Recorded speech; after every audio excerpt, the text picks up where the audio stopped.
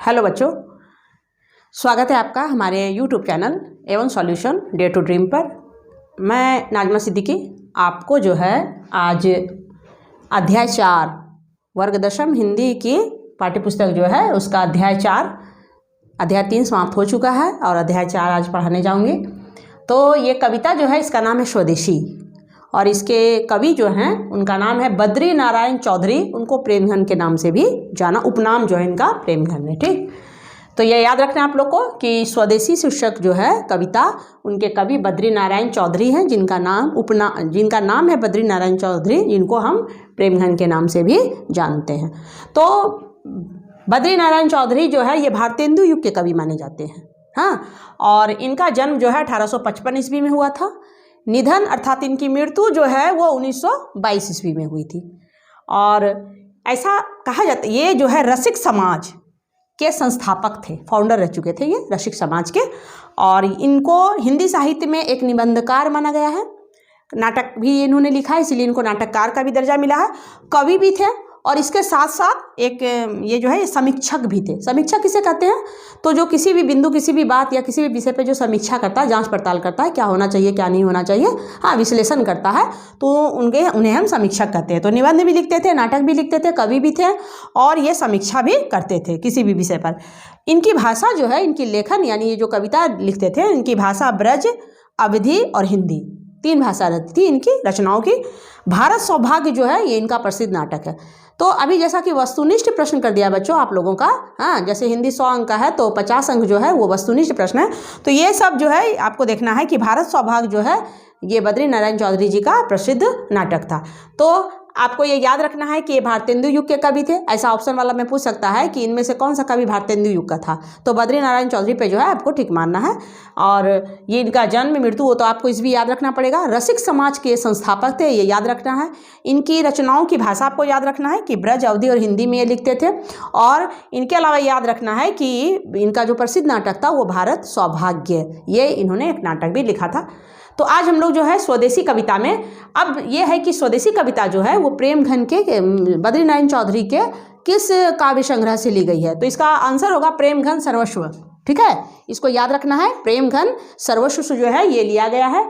और इस कविता में जो है इस कविता में कवि दिखलाते हैं कि प्रतंत्र भारत में, यानी जब हम लोगों का भारत जो है गुलाम था, तो भारत की स्थिति कितनी दयनीय थी, कितनी जो है दुर्दशा थी इसकी, उसका चित्रण ये कविता के माध्यम से जो है करते हैं। तो कविता की पंक्तियों पर मैं जो है आपको बतलाती हूँ कि कविता में क्या क्या बतलाया गया है।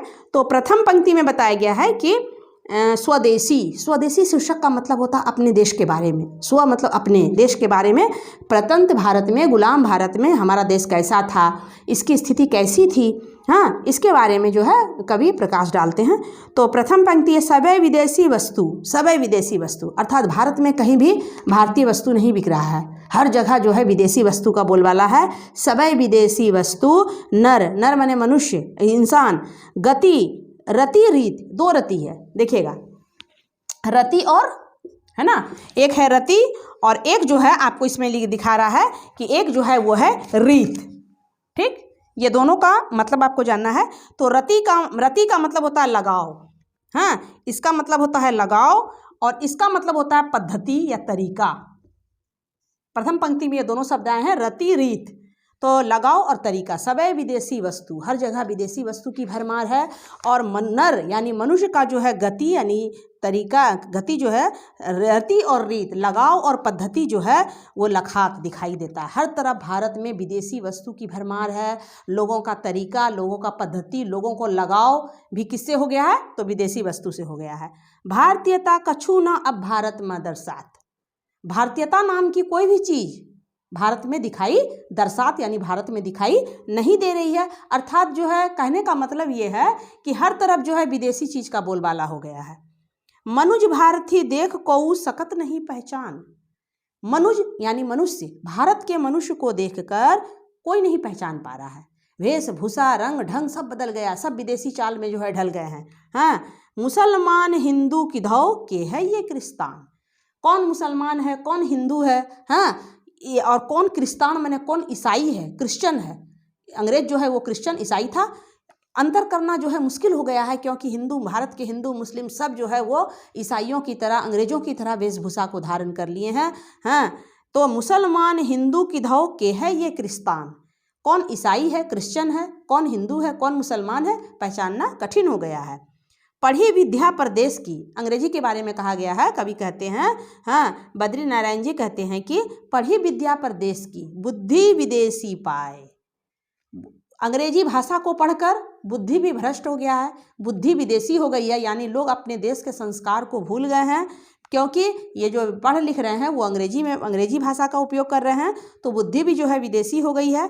चाल चलन परदेश की गई इन्हें अति भाए, भारत के लोगों को चाल चलन, हाँ, कहाँ का भा गया है, कहाँ का पसंद आ गया है, तो परदेश अर्थात अंग्रेजों का चाल चलन भारत के लोगों को पसंद आ गया है। ठठे विदेशी ठाठ सब, ठाठ कहते हैं ऐशो आराम को, शान शौकत को ठाठ बाट कहते हैं। तो ठठे विदेशी ठाठ सब, जितना कि अंग्रेजों के पास ठाठ बाट मोटर कार है, हाँ, जो भी अंग्रेजी वस्तुएं हैं वो अब भारतीयों के पास भी ठाठ बाट हो गए हैं। और बनियो देश विदेश, अपने देश की वस्तु को कम महत्व देने लगे हैं, इस तरह से अपना देश ही विदेश बन गया है। सपने हूँ जिन्हें ना कहूँ भारतीयता लेस, सपने में भी कोई भारतीय जो है ये कहलाना पसंद नहीं करता है कि कोई उसे भारतीय कहे, क्योंकि जितने भी भारत के धनी लोग हैं वो अंग्रेज अपने आप को, हाँ, अंग्रेज कहने में या अंग्रेज की तरह दिखने में बड़प्पन का अनुभव करने लगे हैं। बोली सकत हिंदी नहीं अब मिली हिंदू लोग, कवि कहते हैं ये भारत का दुर्भाग्य है कि गुलाम भारत में जो है भारत के लोग हिंदी भाषा को धीरे धीरे भूल गए हैं, वे अंग्रेजी भाषा को जो है बोलने में अपना शान समझने लगे हैं। तो हिंदुस्तान के लोग जो है भारतीय भाषा का प्रयोग नहीं कर रहे हैं। अंग्रेजी भाखन करत, भाखन का मतलब होता है भक्षण करना, खाना पीना, अंग्रेजों की तरह खाना पीना और अंग्रेजी उपभोग, अंग्रेजों की तरह टेबल कुर्सी और भी जो भी चीज़ें अंग्रेजों की देन है वो सब का उपयोग करने लगे हैं। अर्थात भारतीय चीज़ों की जो है वो कमी दिखाई दे रही है और अंग्रेजी वस्तुओं की भरमार हो गई है भारत में। अंग्रेजी वाहन, वाहन कहता है गाड़ी मोटर, वसन वस्त्र, वेश रीति और नीति, इन पंक्तियों पे ध्यान दीजिएगा कि अंग्रेजी वाहन, अब जो है भारत में पहले बैलगाड़ी वगैरह चलता था, अब वो सब खत्म हो रहा है धीरे धीरे, और अंग्रेजी शासन काल में अंग्रेजी मोटर कार, हाँ, गाड़ी, इसका बोलबाला हो गया है। वसन वस्त्र भी उसी तरह के हो गए हैं, वेशभूषा भी हो गए हैं, रीति माने वही पद्धति तरीका भी वही हो गया है, और नीति, कुटिल नीति, हाँ, सच्चाई लुप्त हो रही है, ईमानदारी लुप्त हो रही है, कुटिल नीति लोग अपनाने लगे हैं। अंग्रेजी रुचि गृह सकल वस्तु देश विपरीत, कभी अफसोस करते हैं कि हमारे भारत का दुर्भाग्य है कि भारत के ही लोग अपने देश की वस्तु से नफरत करने लगे हैं और अंग्रेजी रुचि, इच्छा भी रखते हैं अंग्रेजों की तरह, घर गृह घर सकल वस्तु देश विपरीत, देश की स्थिति विपरीत हो गई है, उल्टी हो गई है, जहाँ विदेशी वस्तुओं का बोलबाला था वहाँ अब विदेशी वस्तुओं का बोलबाला हो गया है। अगली पंक्तियों में है हिंदुस्तानी नाम सुनी अब ये सकुची लजात, कितनी शर्म की बात है कि भारत के लोग जो है हिंदुस्तानी नाम को, हाँ, सुनना पसंद नहीं करते हैं, लज्जा आती है, हाँ, वो लजाते हैं, कहते हैं कि हम अंग्रेज की तरह दिखें, अंग्रेज की तरह, हाँ, लोग हमें अंग्रेज समझे, तो इस तरह की भावना उनके मन में आ गई है। भारतीय सब वस्तु ही सोये हाथ घिनात, अर्थात भारत के लोग अपने देश की वस्तुओं को छूने से घृणा का अनुभव करने लगे हैं, देश में बनी चीज़ें उन्हें अच्छी नहीं लगने लगी है, अंग्रेजों की फैक्ट्रियों में बनी, मशीनों में बने वस्त्र, मशीनों में बनी वस्तुएं उन्हें अच्छी लगने लगी है, तो वो घृणा का अनुभव करने लगे, खुद भारत के ही लोग, हाँ, देश नगर बानक बनो सब अंग्रेजी चाल, देश की स्थिति नहीं है, नगर छोटा गांव सब धीरे धीरे विदेशी चाल में ढल रहा है, हाँ, और हाटन में, यहाँ तक कि हटिया जो लगता है, हाट जो लगता है, वह हाटन में देखूं भरा बस अंग्रेजी माल, कवि कहते हैं कि अंग्रेजी शासनकाल में छोटे छोटे गांवों के हाट में भी अंग्रेजों की माल ज़्यादा बिक रही है, भारतीयों की माल नहीं बिक रही है, देसी वस्तु नहीं बिक रहा है।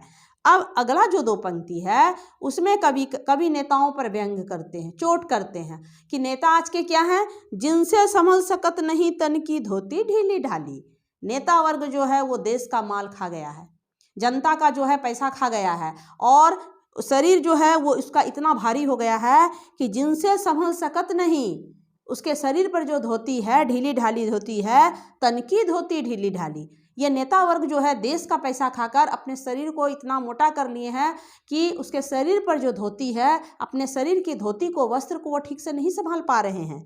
देश प्रबंध करिएगे ये कैसी खाम ख्याली। खाम ख्याली कहते हैं ख्याली पुलाव बनाना, यानी मन ही मन में कल्पना कर लेना। तो कभी हम सब जनता को कहते हैं कि आप किस ख्याल में हैं, आप किस कल्पना में खोए हैं। जो नेता अपने शरीर के वस्त्र को, धोती को ठीक से नहीं संभाल पाता है, भला वह देश का प्रबंध क्या करेगा।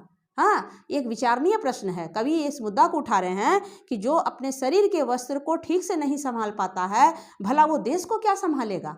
हाँ, अगला दो पंक्ति जो है ये पूंजीपति वर्ग पर कवि आलोचना करते हैं। पूंजीपति वर्ग किसे कहते हैं बच्चों, तो वो वर्ग जो कि ज़्यादा धन का मालिक है, जो गरीबों का शोषण करता है। तो कवि कहते हैं दास वृत्ति की चाह, दास प्रथा। आपने पढ़ा होगा कि रूस के इतिहास में भी दास प्रथा थी। लोगों को जो है, जो गरीब असहाय होता था, उसे दास के रूप में उसकी खरीद बिक्री होती थी मनुष्य की। तो दास वृत्ति, वृत्ति माने प्रथा, दास वृत्ति की चाह चहूँ दिसी चारहूँ वरन बढ़ा ली। आज का भी पूंजी वर्ग चाहता है कि जो कमज़ोर है, जो गरीब है, जो मजदूर है, जो निर्धन है, वो उनका दास बन के रहे, गुलाम बन कर रहे। और ये जो है प्रथा उसके मन में आज भी है। हाँ, आज भी जो है धनी वर्ग ये चाहता है कि वो गरीबों का शोषण करे। हाँ, तो दास प्रथा की चाह आज भी वो मन में रखता है और चारों तरफ इसका जो है इस बात को फैलाता है कि जो गरीब है उसे ज़्यादा काम करवाओ, उसे पैसे कम दो, उससे ज़्यादा से ज़्यादा लाभ प्राप्त करो। तो दास प्रथा को कायम रखना आज भी पूंजीपतियों की चाह है और ऐसा चाह दुनिया के, विश्व के हर देश में है। करद खुशामत झूठ प्रशंसा। एक तरफ पूंजीपति वर्ग कहता है कि हम गरीबों के मसीहा हैं, हम गरीब को काम देते हैं, तो करद खुशामत झूठी प्रशंसा मानहू बने डफाली। पहले ज़माने में क्या होता था कि जब कि संगीत का उतना प्रचलन प्रसार नहीं था, तरह तरह के यंत्र नहीं थे, तो गांव सब में जो है डफाली आता था। डफाली किसे कहा गया, ये प्रश्न भी पूछा है। तो डफाली उसे कहा गया है कि वो डफली बजाता था और अपनी प्रशंसा की गीत गाता था। अर्थात जब वो डफली बजाता था गांव में तो लोग उसे घेर लेते थे, सुनते थे। उसके जो शब्द होते थे, बोल होते थे, उसमें या तो वो अपने गीत की प्रशंसा करता था या कोई आसपास के राजा महाराजा की प्रशंसा के बारे में डफली बजा बजा के गाता था। तो कभी कहते हैं कि आज का पूंजीपति वर्ग डफाली बना हुआ है। ये ठीक उसी डफली वाले की तरह है जो अपने मुंह से अपनी प्रशंसा करता था। तो करद खुशामत झूठ प्रशंसा, ये पूंजीपति वर्ग जो है वो आज भी चाहता है कि दास प्रथा कायम रहे। हालांकि इस दास प्रथा को विश्व के लगभग हर देशों में कानून बनाकर समाप्त कर दिया गया है कि मनुष्य की खरीद बिक्री अवैध है, इसे ये नहीं होना चाहिए। लेकिन फिर भी जो है, हाँ, प्रत्यक्ष और अप्रत्यक्ष तरीके से पूंजीपति वर्ग जो है, धनवान लोग जो हैं, वो गरीबों का शोषण करना चाहते हैं, उन्हें दास बनाकर रखना चाहते हैं। ये इच्छा उनके मन में आज भी है। हाँ, और वो डफाली हैं। डफाली क्यों है? क्योंकि वो जिस प्रकार डफाली जो पहले आता था वो अपनी प्रशंसा के गीत गाता था, उसी तरह से ये पूंजीपति वर्ग अपनी प्रशंसा करते हैं और कहते हैं कि हम गरीबों के संरक्षक हैं, हम गरीबों के मसीहा हैं। लेकिन मन के भीतर उनका क्या भावना रहता है कि वो क्या करे, गरीबों पर जुल्म करे, गरीबों का शोषण करे। तो कभी लास्ट के जो दो पंक्ति हैं, प्रथम पंक्ति में नेताओं पर व्यंग्य कसते हैं। हाँ, कि नेता जो है वो देश का माल खाकर मोटा ताजा हो गया है, अपनी धोती नहीं संभाल पाता है, और जनता जो है कल्पना में खोया हुआ है कि जब वो, कभी हमसे कहते हैं, प्रश्न पूछते हैं कि जब वो अपने शरीर के धोती को नहीं संभाल पाता है तो भला देश को क्या चलाएगा। और दूसरी पंक्तियों में कभी जो है पूंजीपति के बारे में हमें सावधान करते हैं, कहते हैं आज भी उनके मन में जो है ये इच्छा है कि वो जो है दास प्रथा को कायम रखे, परंतु वो डफाली बना हुआ है और अपनी प्रशंसा के गीत गाता है और हम उसके अर्थ को समझ नहीं पाते हैं। तो इस प्रकार से बद्री नारायण चौधरी को हम कह सकते हैं कि ये एक जो है सच्चे देशभक्त हैं। इनके मन में जो है बहुत पीड़ा है, बहुत दुख है, दुर्दशा, भारत गुलामी की जो है दुर्दशा को ये देख रहे हैं। एक तरफ भारत गुलाम है, उसकी स्थिति, देश की स्थिति बहुत ख़राब है। दूसरी तरफ भारत के लोग अपने वस्तुओं से नफरत करने लगे हैं। विदेशी चाल ढाल में, रीति रिवाज में पूरा भारत जो है वो ढलने लगा है। कवि को इस बात की बहुत चिंता है। हाँ, तो इस कविता के माध्यम से कवि चिंता प्रकट करते हुए जो है अपनी इस रचना को पूर्ण करते हैं और हमें बतलाते हैं कि हमें हर स्थिति में अपनी वस्तुओं से, अपने देश में बनी वस्तुओं से प्रेम करना चाहिए। तो इस कविता के जो प्रश्न उत्तर हैं बच्चों, आप थोड़ा ध्यान दीजिएगा इस पे कि कविता के शीर्षक की सार्थकता को बतावे। तो शीर्षक क्या है? शीर्षक है स्वदेशी। स्वदेशी का मतलब क्या होता है? तो स्व का मतलब होता है अपने देश में, अपने देश के बारे में कवि इस कविता में बताते हैं। तो आप लिखिएगा कि कविता का शीर्षक सार्थक और उचित है। क्यों उचित है? तो कविता के शीर्षक के अनुसार ही कविता की रचना की गई है, क्योंकि स्वदेशी का मतलब होता है अपने ही देश के बारे में। तो कवि जो है अपने देश के बारे में गुलाम भारत का चित्रण किए हैं और उसमें बतलाते हैं कि किस प्रकार से गुलाम भारत की दुर्दशा थी और भारत के ही लोग जो है अपने देश की गुलामी के जिम्मेवार थे। हाँ, बहुत अर्थों तक वो अपने देश में बनी वस्तुओं से जो है घृणा करने लगे थे। तो इस प्रकार से अपने देश के विषय में बताया गया है, इसलिए इसका शीर्षक सार्थक भी है और उचित भी है, सटीक भी है। प्रश्न नंबर 2 है कि कवि को भारत में भारतीयता क्यों नहीं दिखाई देती है। भारतीयता का मतलब क्या होता है कि हमारा चाल ढाल वेशभूषा बोलने चालने का जो ढंग है उसमें भारतीयता की झलक मिले, लेकिन कवि को गुलाम भारत में भारतीयता इसलिए नहीं दिखाई देती है क्योंकि पूरा भारत विदेशी रंग में धीरे धीरे ढलने लगा है। वेशभूषा, रीति रिवाज, हिंदू मुस्लिम ईसाई पहचानना मुश्किल हो गया है। विद्या जो है प्रदेश की जो है भाषा को पढ़ के लोगों की बुद्धि भ्रष्ट हो गई है, इसलिए कवि को जो है देश के लोगों में भारतीयता नामक कोई चीज़ दिखाई नहीं देती है। प्रश्न नंबर 3 है कि कवि समाज के किस वर्ग की आलोचना करता है। आलोचना में बुराई करता है, तो कवि समाज के किसकी आलोचना करता है, तो पूंजीपति वर्ग की आलोचना करता है। क्यों करता है और क्यों पूछा है, तो क्यों करता है क्योंकि ये डफाली बना हुआ है। ये एक तरफ डफली बना के मनोरंजन भी करता है, तो दूसरी तरफ जो है मन में केवल अपनी प्रशंसा के बोल लोगों को सुनाता है और मन में उसकी इच्छा रहती है कि वो दास प्रथा को कायम रखे। प्रश्न नंबर 4 है कि कवि नगर बाजार और अर्थव्यवस्था पर क्या टिप्पणी करते हैं। तो आप जवाब में लिख सकते हैं कि कवि कहते हैं कि गुलाम भारत में भारत के नगर हो, बाजार हो या गांव हो, सब जो है विदेशी चाल ढाल में जो है पूरी तरह से रंग गया है। हाँ, और कवि यही टिप्पणी करते हैं कि ऐसा होना नहीं चाहिए। प्रश्न नंबर 5 है कि नेताओं के बारे में, ये बहुत महत्वपूर्ण प्रश्न है कि नेताओं के बारे में कवि की क्या राय है। तो आप लिख सकते हैं कि कवि नेताओं के बारे में बतलाते हैं कि जो नेता अपने शरीर के जो है वस्त्र को ठीक से नहीं संभाल पाते हैं वो भला देश को क्या संभालेंगे। ऐसा जनता को कभी भी ऐसा ख्याली का मतलब होता है कल्पना में नहीं खोना चाहिए कि नेता वर्ग जो है वो देश का संचालन ठीक से कर रहे हैं, क्योंकि वो देश का माल खा रहे हैं। तो और छठा प्रश्न वेरी वेरी इंपॉर्टेंट यानी बहुत ही महत्वपूर्ण है, कवि ने डफाली किसे और क्यों कहा है। तो आप लिखिएगा कवि ने डफाली पूंजीपति वर्ग को कहा है। क्यों कहा है तो बताइएगा। जिस प्रकार डफाली अपने गीत खुद गाता था और उसका बड़ाई भी खुद करता था, तो उसी प्रकार से ये पूंजीपति वर्ग भी है कि ये क्या करता है, अपने मुंह से अपनी बड़ाई करता है, लेकिन वास्तव में ये बड़ाई के योग्य नहीं है, क्योंकि मन ही मन में ये दास प्रथा को कायम आज भी रखना चाहता है। अगर नहीं भी रखना चाहता है तो भी किसी न किसी रूप में ये क्या कर रहा है, तो गरीबों का शोषण कर रहा है। तो इस प्रकार से पाठ के प्रश्न उत्तर जो है, अगर आप बद्री नारायण चौधरी प्रेमघन की कविता स्वदेशी को ठीक से समझ लेते हैं तो आपको प्रश्न उत्तर जो है करने में आसानी होगी। बच्चों, आपको जो है बिहार बोर्ड के जो भी 10वीं वर्ग के छात्र छात्राएं हैं तो उनको मैं ये मैसेज देना चाहूँगी कि परीक्षा आपकी निकट है, आप जो है यथासंभव जितना सब हो सके पढ़ाई कीजिए। मातृभाषा हिंदी जो आपका है वो 100 अंक का है और अगर आप इसमें ध्यान देते हैं तो आप अच्छे अंक लाइएगा। अगर आप अच्छे अंक बच्चों लाते हैं तो आपका जो है परसेंटेज जो है ज़्यादा अच्छा होगा और आपका रिजल्ट भी अच्छा आएगा। तो मातृभाषा यानी हमारी अपनी भाषा हिंदी है, कविता को समझ के आप इसका प्रश्न उत्तर बहुत अच्छा से हमारे चैनल पर बने रहिएगा। हम आपको लगातार जो है आज अध्याय 4 भी पढ़ा दिए और अगला दिन जो है फिर हम आपको अध्याय 5 की ओर ले चलेंगे। और सबसे महत्वपूर्ण बात यह है कि आप जो है जितने भी कवि हैं और जितने भी आपके पाठ में लेखक हैं उनका नाम और पाठ का नाम अवश्य याद कर लीजिए। आप मान के चलिए कि आपको 15 नंबर तक का प्रश्न जो है इसी से, चाहे वो वस्तुनिष्ठ हो या सब्जेक्टिव क्वेश्चन हो, आपको जो है इसी से आ ही जाएगा, आ सकता है कि आ ही जाएगा और आप जो है इसको जो है ध्यान से याद कीजिएगा। तो इस प्रकार से आज आपका चौथा अध्याय जो है खत्म हो गया। हमारे चैनल पे बने रहिए, अपने दोस्तों को जो है ज़्यादा से ज़्यादा शेयर कीजिए और अगर आपको कहीं कोई पंक्ति समझ में नहीं आती है तो आप हमें कमेंट अवश्य कीजिए। हाँ, और अगले दिन हम लोग अगला पाठ की ओर बढ़ेंगे। धन्यवाद।